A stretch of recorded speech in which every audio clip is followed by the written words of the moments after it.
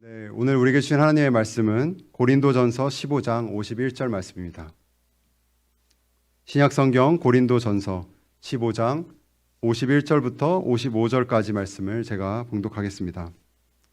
보라, 내가 너희에게 비밀을 말하노니 우리가 다 잠잘 것이 아니요 마지막 나팔의 순식간에 호련히 다 변화되리니 나팔 소리가 나매 죽은 자들이 썩지 아니할 것으로 다시 살아나고 우리도 변화되리라. 이 썩을 것이 반드시 썩지 아니할 것을 입겠고 이 죽을 것이 죽지 아니함을 입으리로다. 이 썩을 것이 썩지 아니함을 입고 이 죽을 것이 죽지 아니함을 입을 때에는 사망을 삼키고 이기리라고 하는 기록된 말씀이 이루어지리라. 사망아, 너의 승리가 어디 있느냐? 사망아, 내가 쏘는 것이 어디 있느냐? 아멘. 네, 여러분 부활절 그 일상 저희가 어떻게 예배를 드렸는지 한번 기억해 보시면 좋겠습니다. 아마 YMC를 생각하실 분도 있을 테고 태화관 때를 기억하시는 분들도 있을 텐데 한 2년 전쯤을 한번 이렇게 생각해 보시면 저 사진도 좀 찾아봤었는데요. 딱 예배당에 이렇게 오면 안내하시는 분들이 되게 많았습니다. 부활절에, 그렇죠? 안내하시는 분 많고 막 거기서 인사하시고 서로 앉으시고 이렇게 서로 할렐루야 하면서 이렇게 기뻐하시는 분들 많으시고요. 예배당 앞쪽에서는 권사님들이 성찬 준비에 바쁘셨어요. 막 이렇게 하시고 그랬고 또 이렇게 막 열심히 성찬 준비하고 있는데 아이들이 항상 타타닥 뛰어다녔습니다. 거기를 많이 뛰어다녔죠. 이제 그런 과정 가운데 또 한쪽에서는 이렇게 소리가 들렸는데 연합성가대 한 40명 정도 됐었죠. 저희 30-40명 분들이 함께 연합찬양대에서 계속해서 찬양 연습을 하시는 소리가 항상 그렇게 들렸습니다. 풍성했죠. 그리고 또 그 성가대 분들이 이렇게 약간 무슨 전사들처럼 이렇게 가운을 딱 맞춰서 이렇게 차라락 들어가시고 그러면 이제 저희가 세대 통합 예배를 드렸을 때 아이들도 오늘 예배는 뭔가 좀 다르구나 이렇게 느낄 수가 있었던 저희가 부활절 예배였죠.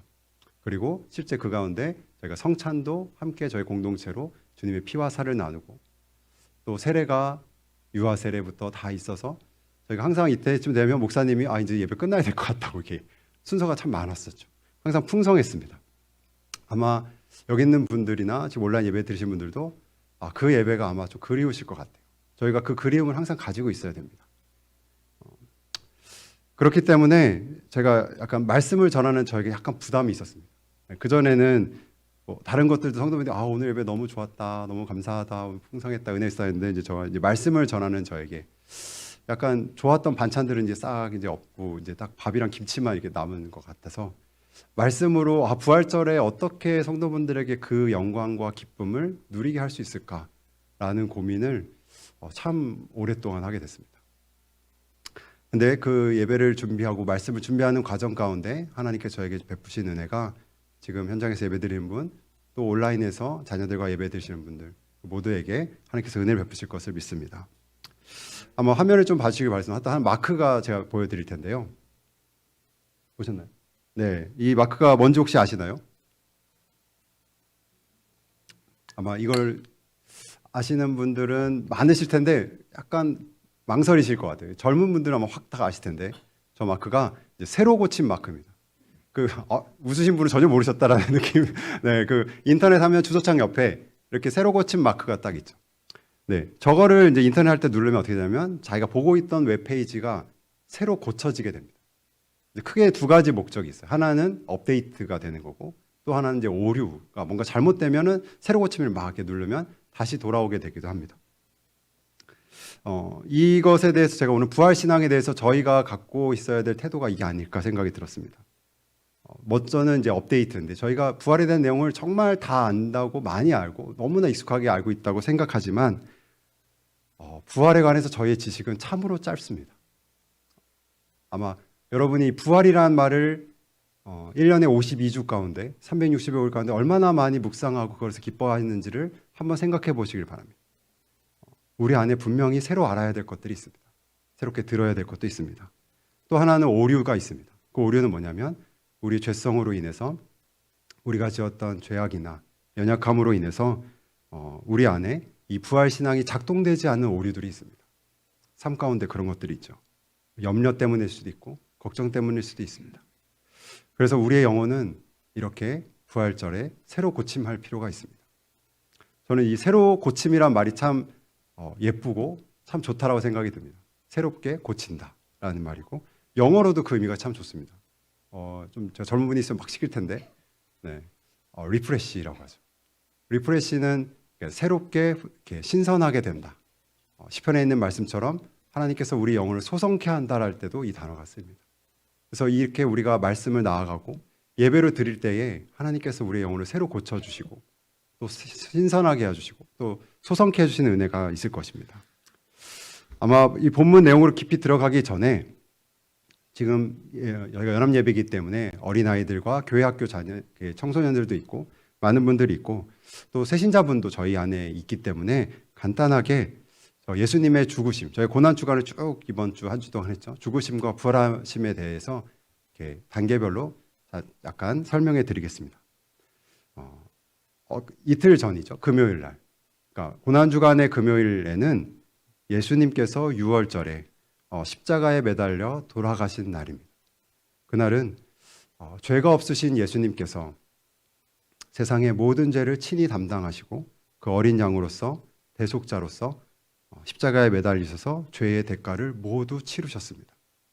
그리고 다 이루셨다라는 말씀을 남기시고 그리고 죽음을 맞으셨죠. 그리고 예수님께서는 무덤에 장사 지낸 바 되셨습니다. 우리가 생각하는 이런 무덤이 아니라 그 히브리 문화에 있는 돌무덤이라고 그러죠. 동굴 같은 곳에 시체를 놓고 무덤의 입구를 돌로 이렇게 막아놓은 것입니다. 저희가 오늘 드리는 이 부활절은 예수님께서 그 무덤에서 부활하신 날입니다. 그 무덤에서는 입구가 열리고 빈 무덤이 보여지죠. 한번 이미지를 보여주시겠습니까? 예수님의 시체가 분명히 예수님의 돌아가셨던 그 시체가 무덤에 장사 지낸 바 되었는데 3일째 된 이 안식 후 첫날에 이때 예수님에게서 사라지시고 부활하시고 무덤은 비어 있게 되었습니다.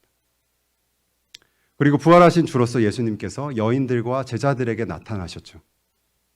상심이 컸던 예수님께서 돌아가셨기 때문에 눈물로 상심이 큰 여인들에게 나타나셨고 또 예수님께서 죽으신 것 때문에 두렵고 떨림으로 걱정되는 마음으로 보이지 않는 곳에서 두려워하고 있던 도망갔던 제자들에게도 예수님께서 부활체로 친히 나타나셨습니다. 그 부활하신 예수님을 만난 제자들과 여인들은 큰 변화를 입게 됩니다. 그렇게 상심했던 여인들은 위로를 받았고 제자들은 힘을 얻고 두려움을 이겨냈습니다. 그래서 그렇게 숨었던 제자들은 이제 바깥으로 나와서 예수 그리스도의 복음을 전하는 증인으로 살게 되었습니다. 가장 대표적인 인물이 누굴까요? 사도 중에서는 바울이 될 것입니다. 바울이 다메섹 도상에서 부활하신 예수님을 영광 가운데 만나게 됩니다. 그리고 예수를 박해하던 자에서 예수를 증거하는 자로 살아가게 됩니다. 특히 이방인들에게 복음을 전하게 되었고 그런 가운데 교회를 세웠죠. 그 교회 중에 하나가 오늘 저희 읽은 본문 중에 하나인 고린도 교회.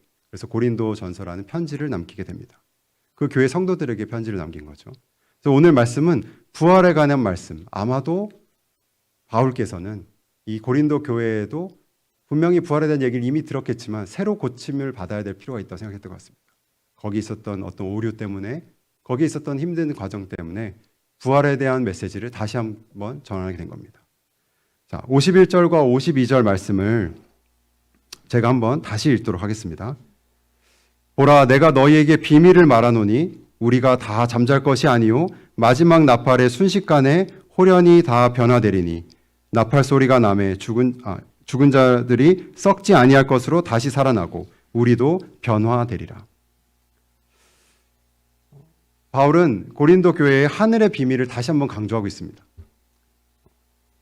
그리고 이 말씀은 분명히 여러분에게도 다시 처음 듣는 얘기일 수도 있습니다. 어떤 분들에게는요. 뭐냐면 우리가 다 잠잘 것이 아니다 라고 말하고 있습니다. 잠잔다라는 말은 성경에서는 육체적으로 죽는 것을 뜻합니다. 우리를 포함한 모든 사람은 죽음을 피할 수가 없습니다. 그리고 그렇지만 그 육체의 죽음이 곧 끝은 아닙니다. 그것은 잠자는 것과 같아서 우리가 잠을 자면 길게 잘 수도 있고 짧게 잘 수도 있죠. 근데 어느 시점이 되면 우리는 어떻게 됩니까? 깨어서 일어나게 됩니다. 그런 것을 여기 성경에서는 부활이라고 합니다. 죽음에서 깨어나 다시 살아나는 것. 이것은 자연적이지도 않고 과학적으로 설명하기가 참 어려워서 이해하기 힘들 정도로 좀 놀라운 것입니다. 믿음이 필요한 지점입니다. 그런데 또 이것이 부활의 전부는 아닙니다. 기독교의 부활의 핵심이 있다면 조금 더 다른 부분이 있는데 그것이 방금 읽었던 51절과 52절에 두 번이나 반복되는 단어입니다. 아마 쭉 읽으시면서 넘어가실 텐데 뭐냐면 변화입니다. 변화. 종말의 끝에 하나님께서 그분의 영광을 위해서 그리고 우리를 위해 예비하신 하나님의 계획이 있는데 그것은 죽음에서 깨어나서 우리가 다시 사는 것, 더 나아가서 우리의 몸이 변화되는 것입니다. 그리고 나서 새 하늘과 새 땅에서 영원히 주님과 사는 것입니다. 아마 설교를 들으시는 분들 중에서 나는 충분히 건강하고 외모도 출중하고 이미 만족스러운 몸을 가지고 있어서 더 좋은 몸을 가질 필요가 없다고 생각하시는 분이 있을 수도 있겠습니다. 그걸 별로 공감이 안 되실 수 있을 것 같아요. 변화를 받는다라는 말이요. 한번 이렇게 상상해 보면 어떨까요? 저희가 지금 세계 인구가 77억이라고 하는데 가장 완벽한 몸을 뽑는다고 해서 완벽한 비율의 몸과 완벽한 지능과 몸에 약함이나 질병이 하나 없는 그 최고의 몸을 뽑는다고 해도 그 사람이 그 몸이 하나님의 나라에 들어갈 수 있는 몸은 아닙니다. 새하늘과 새 땅에서 영원 가운데 하나님께 머무르는 몸은 그 사람이 어떤 사람이었든지 변화된 몸이어야 됩니다. 부활은 단지 다시 사는 것만을 말하는 것이 아니라 정체성은 그대로 같되 우리가 알 수 없는 수준으로 몸이 변화되는 것을 뜻합니다. 성경에서 그것을 자세히 말하고 있지는 않습니다. 하지만 예수님이 부활하시고 변화하셨을 때 제자들은 처음에는 알아보지 못했고 어느 순간 하나님 예수님께서 그것을 가르쳐 주셨을 때야 비로소 예수님을 알아보게 됐습니다. 우리도 아마 그런 수준으로 몸이 변화될 것입니다. 우리의 부활을 이렇게 잘 이해하기 위해서는 역시 부활의 첫 열매가 되시는 예수님에 대해서 저희가 좀 살펴보아야 됩니다. 우리의 모든 죄를 지시고 대속해 주신 예수님께서 우리의 죄를 대속해 주신 그 현장이 이 땅에서는 어디였습니까? 십자가였습니다. 그렇다면 십자가에 올려지셨던 그 희생제사를 하나님께서 기뻐 받으시고 이제 죄로 인해서 지불해야 될 것은 이제 없다. 하나도 없다. 죄의 삭신 사망은 더 이상 이 세상을 지배할 수가 없다라고 하나님께서 못 박으신, 하나님께서 선포하신 그 현장이 어디입니까? 바로 빈 무덤입니다. 이 땅에서 그 현장이 있다면 빈 무덤인 것입니다. 예수님께서는 죽음에서 다시 살아나셨고 변화를 받아서 이 땅에서 잠시 거하셨습니다. 이 빈 무덤에서 성취된 너무나 유명한 구절이 있습니다. 여러분 아마 다 들어보셨을 텐데 우리의 원복음이라고 하는 창세기 3장 15절 말씀입니다. 제가 창세기 3장 15절 말씀을 제가 읽겠습니다. 내가 너로 여자와 원수가 되게 하고 너의 후손도 여자의 후손과 원수가 되게 하리니 여자의 후손은 내 머리를 상하게 할 것이요 너는 그의 발꿈치를 상하게 할 것이니라 하시고 여러분 여자의 후손인 예수님께서 사탄의 머리를 상하게 한 것은 엄밀히 말해서는 십자가 위에서가 아닙니다. 조금은 하실 수도 있을 거예요. 사탄의 권세, 그 괴계가 깨어져서 이제 힘을 쓰지 못하게 된 것은 빈무덤에서입니다. 그 어떤 사람도 극복할 수 없었던 그 죽음의 굴레에서, 그 사슬에서 그 죽음의 저주를 이겨내신 것은 지금 이미지를 한번 다시 보여주시죠. 예수님께서 그 죽음에서 나오셔서 부활하신 몸을 이끌고 제자리에 나타나셨던 이 빈무덤에서입니다. 예수님께서 부활하셔서 변화된 몸으로 무덤에서 나오실 때에 이 말씀이 사탄의 그 머리가 상하게 된 이 말씀이 성취된 것입니다. 그런데 예수님께서 부활하신 그 영광스러운 순간에 잠자고 있었던 모든 성도가 다 부활을 하거나 사탄이 눈에 보이는 데서 쓰러져서 무적응에 갇히고 이러한 일은 일어나지 않았습니다. 몇 명의 여인들과 몇 명의 제자들에게 보여주셨어요. 만약에 앞에 말씀드렸던 모든 성도가 그때 다 부활하고 천사들이 찬양하고 사탄이 무적응으로 떨어졌다면 아마 제자들이 복음을 전할 일은 없었을 것입니다. 그리고 신약 성경도 존재하지 않았을 것입니다. 이 땅에 교회도 아마 없었을 것입니다. 그 순간 역사가 끝나는 것이니까요. 우리도 존재하지 않았을 것 같습니다. 근데 하나님은 그렇게 하지 않으셨어요. 어떻게 하셨냐면 사망이 완전히 사라지는 것에 대한 비밀을 54절에 두셨습니다. 제가 다시 말씀드립니다. 완전히 사라지는 것이 54절에 담겨져 있습니다. 제가 오늘 본문 54절 말씀을 읽겠습니다. 이 썩을 것이 썩지 아니함을 입고 이 죽을 것이 죽지 아니함을 입을 때에는 사망을 삼키고 이기리라고 기록된 말씀이 이루어지리라. 사망을 삼키고 이기리라고 기록된 말씀이 이루어지는 것이 어느 때라고 말하고 있습니까? 이 썩을 것이 반드시 썩지 아니함을 입고 이 죽을 것이 반드시 죽지 아니함을 입는 그 순간, 앞에서 51절과 52절에 입었던 나팔이 불려질 때, 바로 우리 주 예수 그리스도께서 유다의 사자로 왕으로 다시 오실 강림의 때입니다. 그때야 비로소 사망이 완전히 멸하게 됩니다. 더 구체적으로 계시된 말씀도 또 이렇게 구약 성경에도 있습니다. 이사야서 25장 8절도 제가 함께 읽겠습니다. 제가 읽겠습니다. 사망을 영원히 멸하실 것이라. 주 여호와께서 모든 얼굴에서 눈물을 씻기시며 자기 백성의 수치를 온 천하에서 제하시리라.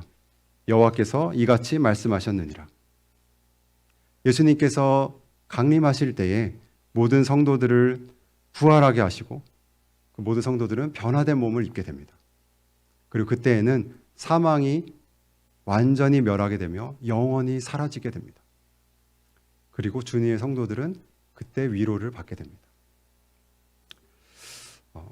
우리는 어떤 두 시간 사이에 있습니다. 아마 이미와 아직이라는 걸로 잘 이해하실 때 제가 조금 더 부연해 설명을 드리면 예수님의 초림과 예수님의 재림 사이에 우리는 살아가고 있습니다. 그리고 예수님께서 부활하신 것과 모든 성도가 부활하는 그 사이에 우리는 살고 있습니다. 그리고 사망이 곧 사탄이 머리가 상하게 되고 패배했던 그 순간과 사망이 완전히 멸망하여서 찾아볼 수 없는 그때 사이를 우리는 살아가고 있습니다. 이런 구분이 조금은 낯설고 어려울 수도 있어서 제가 하나 예를 들어 설명해 보겠습니다. 아마 역사를 아는 모든 분들은 아시겠지만 우리나라가 일본 제국의 통치를 받은 것은 1910년부터 45년까지 35년 동안입니다. 긴 기간이죠. 그 45년 8월 15일에 일본 제국이 패망하게 돼서 무조건적인 항복을 선언하게 되죠. 그런데 그때에 조선 땅에 있었던 모든 일본 경찰들과 군인들 그리고 통치력이 한순간에 사라지진 않았습니다. 그들은 이제 패주하게 되었고 짐을 싸고 정리하였고 열도로 돌아가는 준비와 그 과정들을 겪게 되었습니다. 완전히 멸망하거나 존재가 사라지진 않았고 그 과정에 시간이 걸리고 그 이후에야 우리가 주권을 완전하게 행사할 수 있게 되었습니다. 성도 여러분, 지금 우리가 사는 이 세상도 그러한 시절입니다. 예수님께서 부활하심으로 사망을 이겨내셨습니다. 사망이 패배하였습니다. 사망은 더 이상 우리를 지배하지 못하고 우리를 속박하지 못하며 두려움이 될 수 없습니다. 이미 선포된 것입니다. 하지만 여전히 이 세상에서 사망은 영향력이 있습니다. 하나님께서 허락하신 것 때문인데 그들은 패주하고 있고 그 사망 권세들은 말 그대로 이 세상에서 발악하고 있습니다. 이 땅의 죄와 악이 여전히 있습니다. 하나님께서 우리에게 주신 이 말씀 가운데 볼 때는 이 세상에서 하나님의 말씀이 온전히 이루어지는 것, 이상적으로 이 세상에 되는 일은 일어나지 않습니다. 예수님께서 다시 오실 때에 그때 모든 것이 말씀이 다 이루어지게 되는 것입니다. 이렇게 중간계에 사는 혼란스럽고 눈으로 볼 때는 그 부활의 능력이 보이지 않는 것 같은 이 중간을 사는 우리에게 때로는 혼란스럽기도 하고 믿음이 흔들리게 되기도 합니다. 그래서 우리에게는 제가 마지막으로 전할 이 말씀이 너무나 중요합니다. 55절 말씀입니다. 고린도전서 15장 55절 말씀, 여러분 이 말씀은 여러분의 입술로도 같이 좀 선포하기를 바랍니다. 함께 읽도록 하겠습니다. 사망아 너의 승리가 어디 있느냐? 사망아 내가 쏘는 것이 어디 있느냐. 이 말씀은 사탄에게 팩트 폭격을 날리는 겁니다. 아이들이 많이 하는 말이죠. 저희 말씀이니까 진리 폭격이라고 하겠습니다. 벌이 쏘는 것처럼 따끔을 하는데 너 이제 독이 없구나 라고 저희가 다 알아채고 말을 하는 겁니다. 사망이 이렇게 영향을 주고 있지만, 너가 이렇게 역사하고 있지만 이건 잠깐 있는 거구나. 여러분, 이 말씀을 계속해서 선포해 보십시오. 그러면 여러분 영원히 이렇게 고백할 것입니다. 아, 나는 알게 되었다. 사망아, 사탄아, 너의 힘이 이제 점점 사라져서 예수님의 그 십자가 보혈로 인해서 모든, 그것도 부활하셨기 때문에 사망의 저주는 이미 다 끝났다는 것을 내가 알게 되었다. 예수님께서 죽음의 사슬을 끊고 부활하심으로 너의 지배는 다 끝이 났고, 예수님께서 다시 오실 때에 우리 모두가 변화되어서 부활한 자가 될 때에는 저 무적행 끝에서 너와 지금까지 이랬던 모든 그 악한 영들이 멸망하여 사라질 거가 이제 별로 남지 않았다. 우리 모두가 그걸 볼 거다라고 선포할 수 있게 됩니다. 여러분, 우리가 비웃고 조롱하는 것은 금기되어 있습니다. 그렇죠? 근데 우리가 비웃고 조롱할 수 있는 대상이 있습니다. 참 성경적으로 비웃고 조롱할 수 있는 대상이 바로 사탄입니다. 무시하라고 하는 건 아닙니다. 하지만 그 능력이 사라졌음을, 이미 그리스도께서 부활하셔서 사망의 권세가 끊겼음을 여러분, 우리가 그것을 비웃고 내가 알고 있다고 선포할 수 있어야 됩니다. 아마 사탄이 하나님께서 특별한 능력을 줘서 말도 안 되지만 성경 가운데 몇 구절을 좀 지울 수 있다고 하면 사탄은 분명히 이 구절을 지우고 싶을 것입니다. 치욕 같은 말입니다. 너가 쏘는 것이 어디 있느냐. 너가 일하는 것 같아도 따끔할 뿐이고 너는 독이 없다, 이제 말할 수 있는 것입니다. 사랑하는 성도 여러분, 이 시대에 교회에 대한 사탄의 계략이 있습니다. 그건 뭐냐면 사탄의 죽음, 사망의 죽음, 이 죽음의 권세를 모르게 하는 겁니다. 죽음이 이미 권세를 잃었다는 것을 성도들이 모르게 하는 겁니다. 그 방법이 안타깝게도 이 시대에 저를 포함한 우리 성도들에게, 이 교회에 꽤나 영향을 주고 있습니다. 예수님의 부활을 역사적인 사실로 의심하게 되는 경우도 있습니다. 원래 제가 설교했던 대부분은 이 역사적 사실에 대한 거였는데, 혹시 그런 거에 관심이 있으시거나 궁금하신 분은 목회자들이나 저희 꼭 연락 주시기 바랍니다. 네, 그 내용들이 많이 있습니다. 그거를 역사적 사실로 의심하게 하거나 그 부활을 믿긴 믿지만 오히려 역사적인 사실을 최소한으로 축소시키는 경우도 사단이 쓰는 전략입니다. 아, 예수님께서 죽으셨지, 부활하셨어, 그걸로 끝하게 되는 겁니다.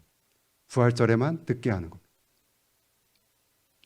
그럼 어떻게 되냐면 우리의 삶에 부활의 영향이 최소화하게 됩니다. 어떻게 보면 죽는 순간에야 비로소 저희가 임종을 맞이할 때쯤, 몸이 쇠약해질 때쯤, 아, 내가 죽지 않고 부활하겠구나라는 그 부활의 능력이 그때만, 어떻게 보면 참으로 안타깝게 부활하는 그 최소한에만 나타나게 될 수가 있습니다. 사탄은 모든 것을 막을 수 없기 때문에 그것을 최소한으로 하는 전략 같은 걸 쓰고 있습니다. 사랑하는 성도 여러분, 예수님께서 부활하셔서 죽음을 이기신 것은 죽음만을 이긴 것이 아닙니다. 죽음을 비롯해서, 가장 강력했던 죽음만을 비롯해서 대표되는 사탄과 모든 악한 영들의 모든 역사들, 그들의 권세들을 다 끊으신 것입니다. 예수께서 재림하시기 전까지 이 세상에는 사탄의 영향이 어느 정도 있을 것입니다. 아마 많은 것들이 있을 것입니다. 전쟁도 가능하고요, 분열도 있고요, 갈등도 있습니다. 질병도 있고 가난과 고통도 우리 가운데 있습니다. 아마 개인적으로 어려운 시간을 보내는 분들도 있을 것입니다.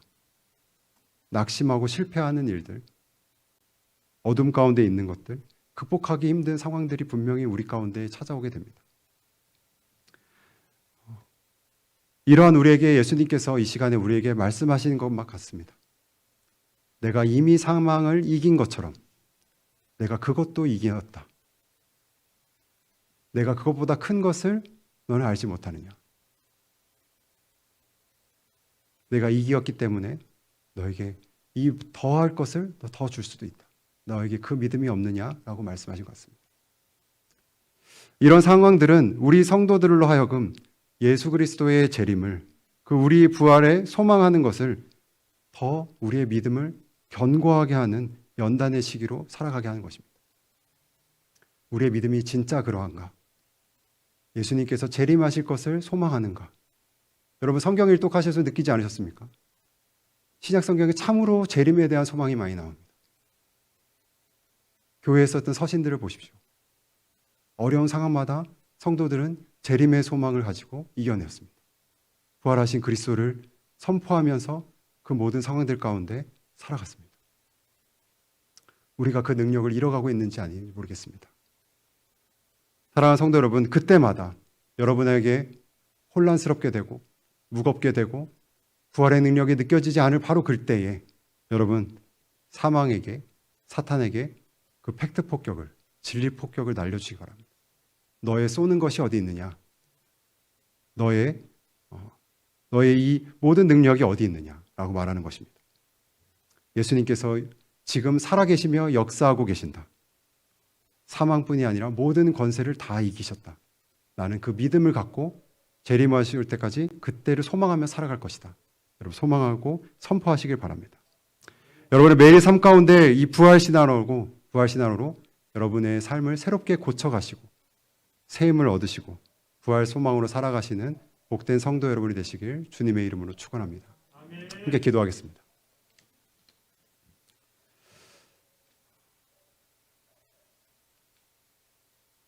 사랑과 은혜가 충만하신 하나님 아버지, 죄로 가득 찼던 우리와 이 세상을 흠없는 어린 양으로 그 모든 죄를 대속하시고 우리를 그 빈 무덤을 이기시고 나오셔서 죽음을 이기시고 나오셔서 사망을 깨고 나오셔서 부활하신 우리 주 예수 그리스도의 이름을 찬양하고 주님께 영광을 올려드립니다. 하나님, 우리 안에 이곳에 있는 모든 성도들 안에 우리 다음 세대에게 부활의 신앙을 더 견고하게 하여 주옵소서. 우리를 묶고 있는, 우리를 제한하고 있는 그 모든 사슬로부터 우리가 그 사망에게, 악한 영에게 우리가 선포하며 이미 그 사망이 쏘는 것이 끝났음을, 모든 계계와 모든 저주가 끝났음을, 우리는 그리스도의 은혜의 지배를 받는 자임을 고백하는 그 믿음을 주님 허락하여 주옵소서. 세상을 살아갈 때에 예수 그리스도께서 다시 오실 그날을 소망하며 그 나팔이 불 때에 우리가 호련히 우리 부활의 첫 열매 되신 주님처럼 우리가 변화될 것을 소망합니다. 우리의 약한 몸과 우리의 약한 마음을 주님 위로하여 주시며 온전한 몸이 되어서 우리 주 예수 그리스도와 영원히 살아갈 그것을, 새하늘과 새 땅에 살아갈 그 믿음을 주님 우리에게 허락하여 주옵소서. 이 모든 말씀 우리 주 예수 그리스도의 이름으로 기도하였습니다. 아멘.